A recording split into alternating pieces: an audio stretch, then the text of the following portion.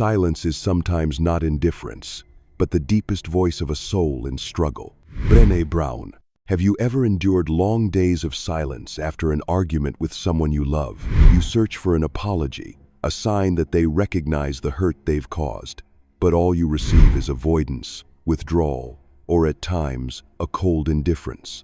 Especially when that person has an avoidant attachment style, someone who struggles to express emotions and often retreats when a relationship becomes too deep. You wonder, do they actually feel guilty? Or do they simply not know how to say, "I'm sorry"? This is one of those quiet pains that keeps you stuck, unable to let go, yet unable to accept their icy silence. Avoidants don't apologize the way others do. You won't see emotional outbursts or tearful confession. They express remorse in their own way, sometimes through an awkward glance, a small gesture, or even a silence filled with meaning. And you, the one seeking reconciliation, need to understand how to create a safe space for them to open up. In this video, we'll explore how to make an avoidant genuinely apologize, not through pressure, but through calmness, steadiness, and the strength of personal boundaries. This isn't just a story about an apology, but a journey toward reclaiming respect and genuine love in a relationship full of challenges. When someone with an avoidant attachment style hurts you, what you most want is usually a clear apology, an acknowledgement of fault, and a sincere expression of regret. But with avoidance, you rarely get that kind of apology. Instead, they often respond with silence, withdrawal, or even coldness. This leaves you feeling abandoned, unvalued, and wondering if they truly feel sorry at all. To understand why avoidants behave this way, you need to look deeper into their psychological wiring. Avoidant individuals typically do not respond well to emotional pressure or direct confrontation. When you try to force them to admit fault or demand an apology, their instinct is to shut down, withdraw, or become emotionally cold, not because they don't care, but because they are triggered by a deep fear. Fear of not being good enough, fear of shame, and being overwhelmed by emotions. This fear is not easy for them to overcome. It is a self-protective mechanism to avoid facing feelings of guilt and remorse. Rather than opening up, they choose to avoid feelings, deny or minimize the impact of their hurtful actions. In other words, their withdrawal and silence are natural defense reactions designed to protect themselves from emotions they don't know how to handle. This makes you feel like they are not sorry, even though inside they may be struggling intensely.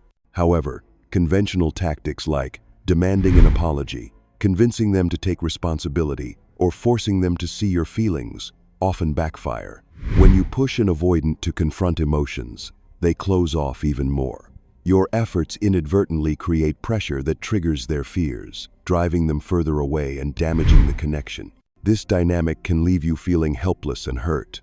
You need an apology to heal, to feel seen and respected. But avoidants can't give it the way you expect because their emotional processing is fundamentally different. This is why they rarely acknowledge fault immediately or articulate regret clearly. This creates a painful paradox. The more you demand an apology, the more they retreat. While you feel lonely without it, they are simultaneously wrestling with fears, shame, and inner turmoil they don't know how to express. So where is the solution? How do you help an avoidant truly recognize their hurt, feel guilt, and open up to apologize? The answer isn't to continue applying pressure or trying to pull them out of their shell. It lies in changing your own attitude and response. You need to learn to stop chasing the apology, to stop trying to fix or demand recognition. Instead, you move from being the pursuer to being grounded, calm, and respectful of your own boundaries.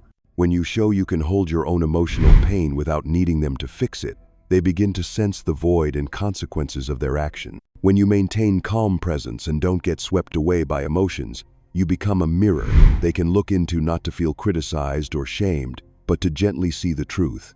This is when they may start self-reflecting, contemplating their behavior, and eventually feeling genuine remorse. Their apologies often don't come in words. They come through small acts, helping fix something, gently checking in, or sending thoughtful messages. These actions are their most sincere form of apology. In short, understanding how avoidants process emotions and adjusting your responses with patience and steadiness is key to helping them break down emotional barriers and truly apologize. It's not easy, but it's the first step toward rebuilding trust and authentic connection. So, what is the secret to receiving a genuine apology from someone with an avoidant attachment style? The answer is not to keep chasing after their shutting down. It's not about forcing them to acknowledge their mistakes or trying to fix the relationship the way you want. Instead, you need to stop chasing the apology, stop craving their recognition, and change your approach by clearly showing that you can endure your own pain without needing them to rescue or fix it. When you give up the chase for an apology, you shift from being the pursuer to becoming a steady presence, someone who stands firmly in their own truth without needing to prove or beg. This is a profound emotional energy shift. You no longer call for them to repair the damage with words, but rather show them you exist with calmness, dignity, and clear boundaries. You silently say, "I value what we had, but I will not let myself suffer endlessly just to prove I was hurt."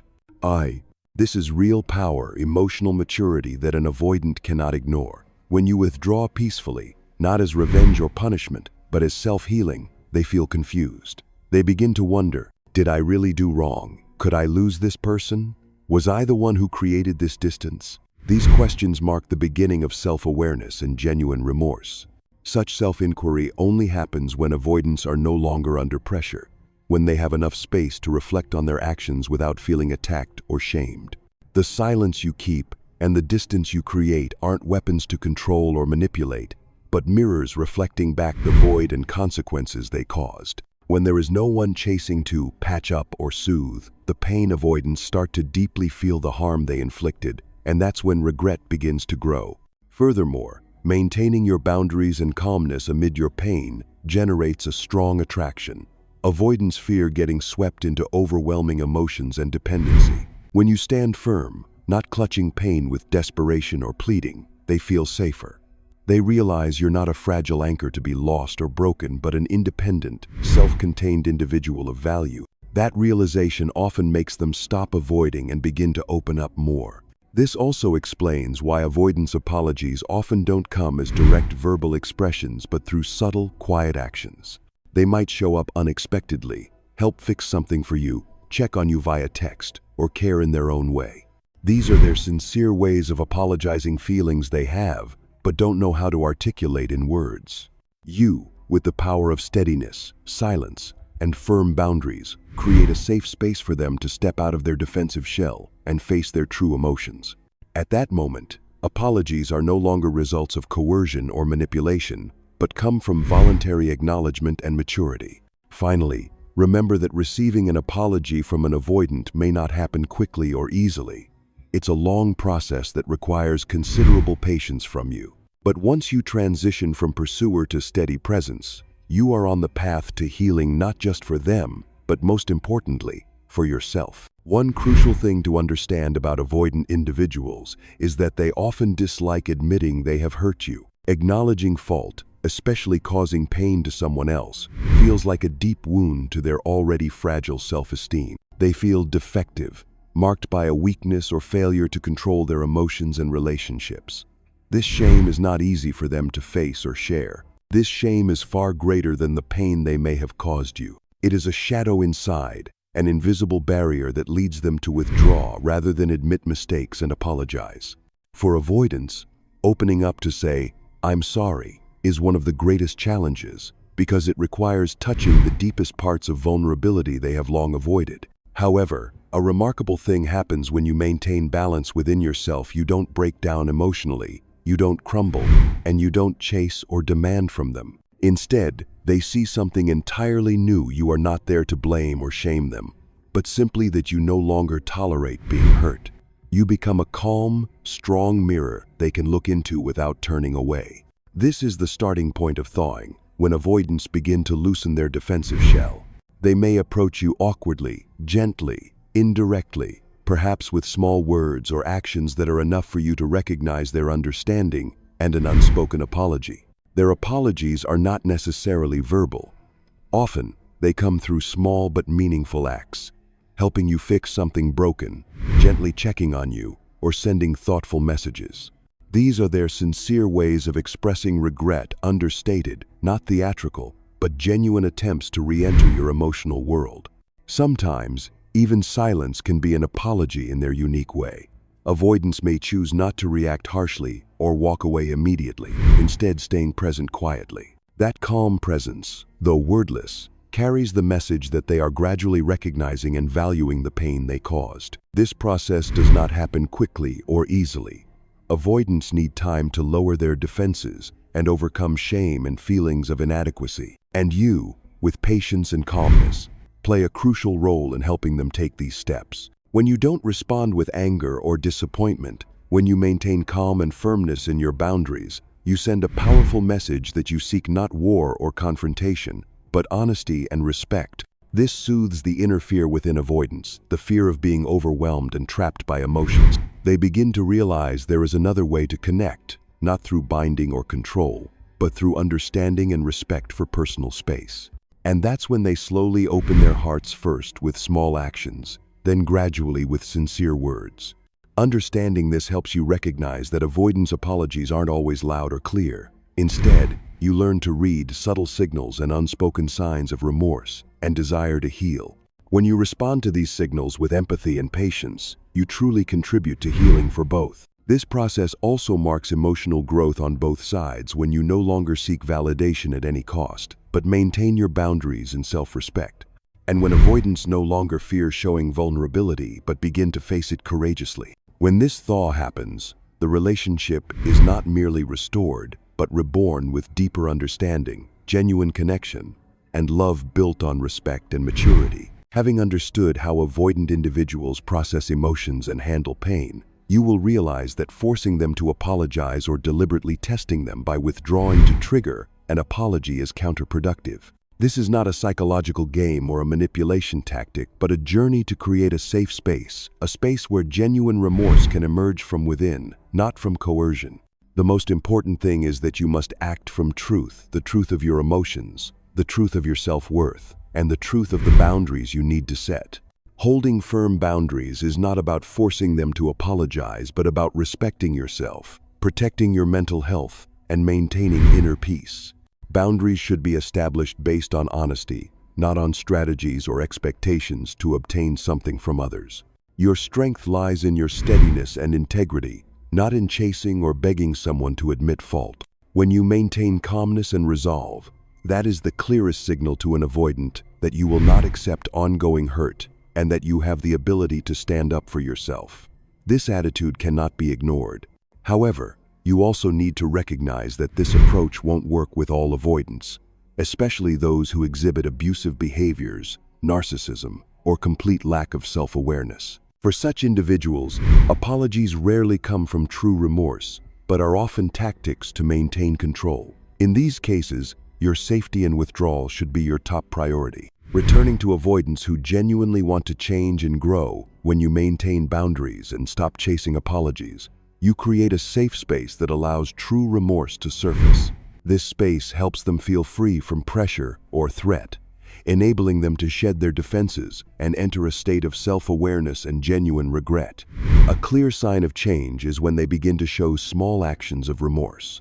These might be helping you with daily tasks, sending sincere check-in messages, or being quietly present in meaningful ways. You need to learn to receive these gestures with sensitivity and understanding because, for avoidants, this is their most authentic language of apology. Furthermore, seeking outside support such as therapy is crucial, especially if both partners want to maintain the relationship and grow together. Therapy not only helps avoidants identify and address deep fears, but also supports you in developing boundary-setting skills, emotional resilience, and appropriate responses to difficult behaviors in the relationship. An important step in this journey is learning to separate waiting for change from taking care of yourself.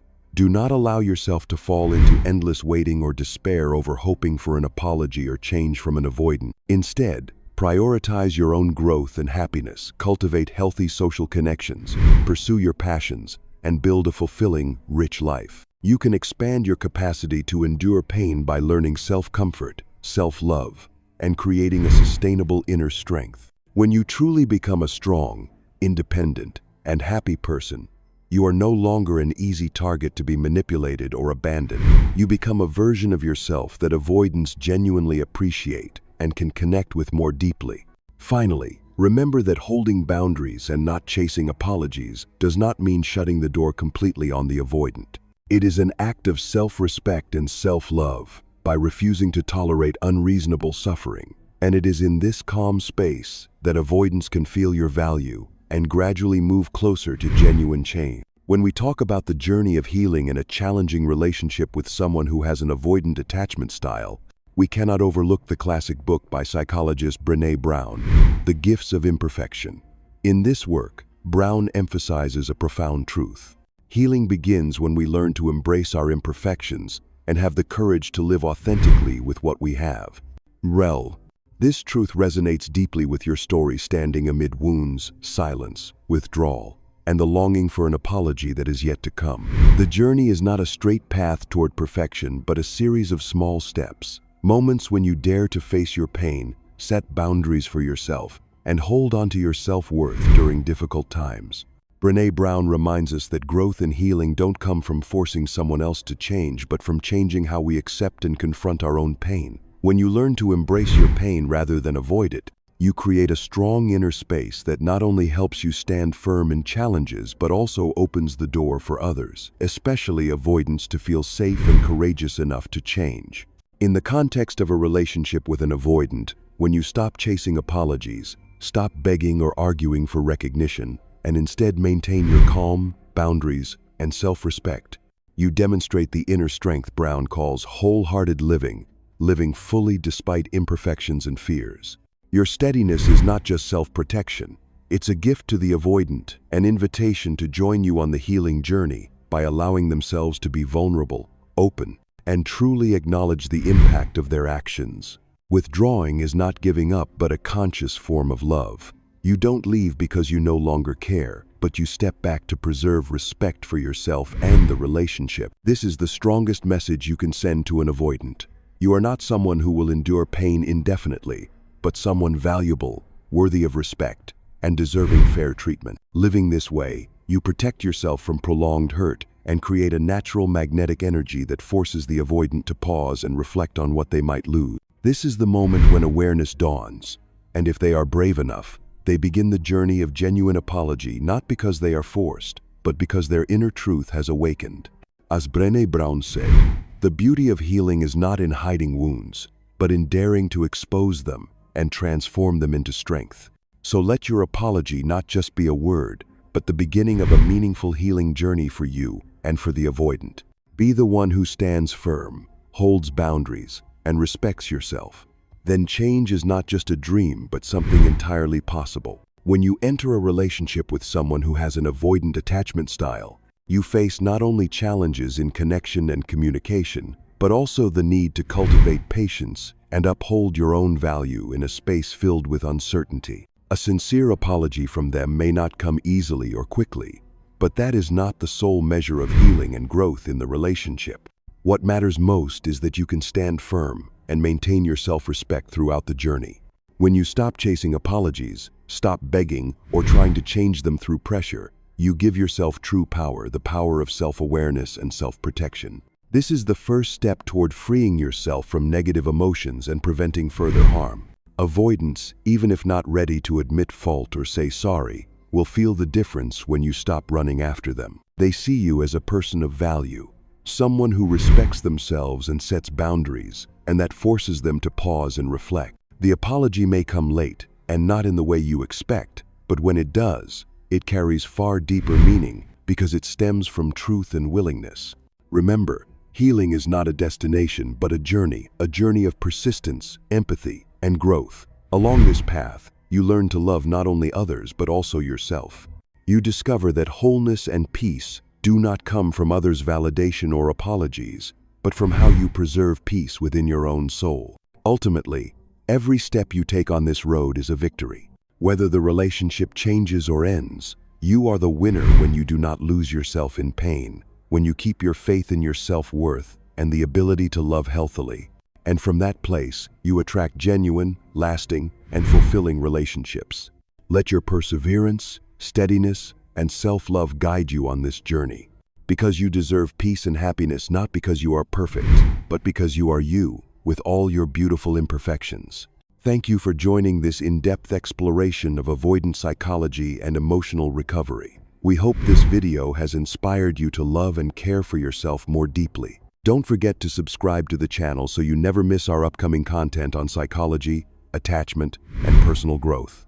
Hit like if you found this helpful and leave a comment with your own experiences. See you in the next videos where we continue walking the path toward emotional freedom and lasting happiness.